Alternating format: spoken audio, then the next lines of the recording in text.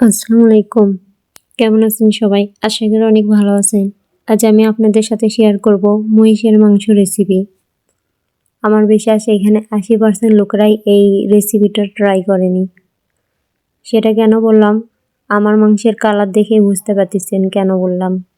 দেখতে যেমন রসালো হয়েছে, খেতেও তেমন অসাধারণ হয়েছে। চলুন শুরু করি।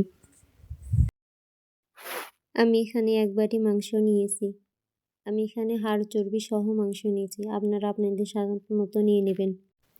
মাংসের চর্বি না থাকলে ভালো লাগে না। আপনারা ট্রাই করবেন যে কোনো মাংসে পেঁয়াজ একটু মোটা মোটা করে কেটে দেওয়ার জন্য, তাহলে ফ্লেভারটা অনেক ভালো আসে। আমি এখানে 1 কাপ পেঁয়াজ নিয়েছি এবং আমি এটাকে মোটা মোটা করে কেটে দিয়েছি। এরপর আমি কিছু গরম মশলা অ্যাড করব। মাংসে যে মশলা ব্যবহার করে, এখানে আমি আগে থেকে রেডি করা পরিমাণ মতো লবণ, হলুদ, জিরা গুঁড়া, ধনিয়া গুঁড়া এবং লাল মরিচের গুঁড়া এখানে আমি সবটুকু ঢেলে দেব। এখানে আমি 2.5 চামচ আদা বাটা, 2.5 চামচ রসুন বাটা এবং 2 চামচ জিরা বাটা নিয়েছি। আমার জানা মতে মহিষের মাংসে একটু মশলা বেশি লাগে। এখানে আমি 1/2 কাপ তেল দিয়ে মাংসটা খুব সুন্দর করে ম্যারিনেট করে রাখবো। খুব সুন্দর করে মাখাতে হবে যাতে প্রত্যেকটা মাংসের গায়ে গায়ে মশলা লেগে যায়। এবার আমি এটাকে খুব সুন্দর করে মাখিয়ে নিব। আমার মাখানো শেষ। এবার আমি এটাকে ঠিক 1 ঘন্টার জন্য রেস্টে রেখে দেবো। আপনাদের কাছে যদি আরও বেশি সময় থাকে তাহলে আরও বেশি রাখতে পারেন। ঠিক 1 ঘন্টা পর আমার এই অবস্থা। এবার আমি রান্নার কাজে চলে যাব।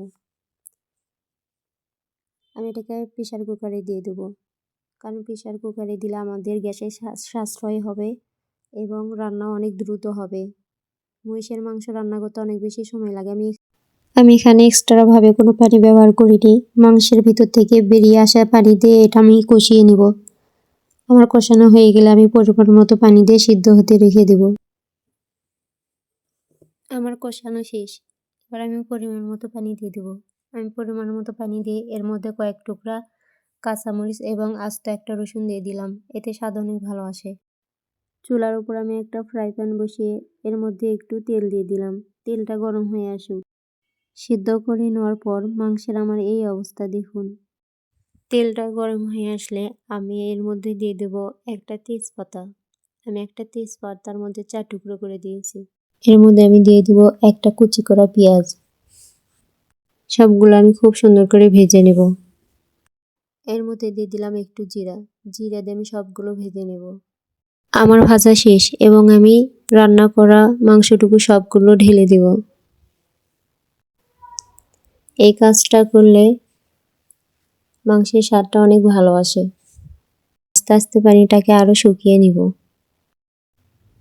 আপনারা যেভাবে ঝোল খেতে পছন্দ করেন সেভাবে রেখে দিবেন।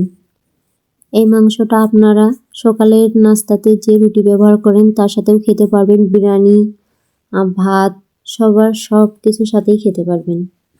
আশা করি আমার রেসিপিটা ভালো লেগেছে। সবাই আমার পাশে থাকবেন। আজ এই পর্যন্তই। সবাইকে ধন্যবাদ। আসসালামু আলাইকুম।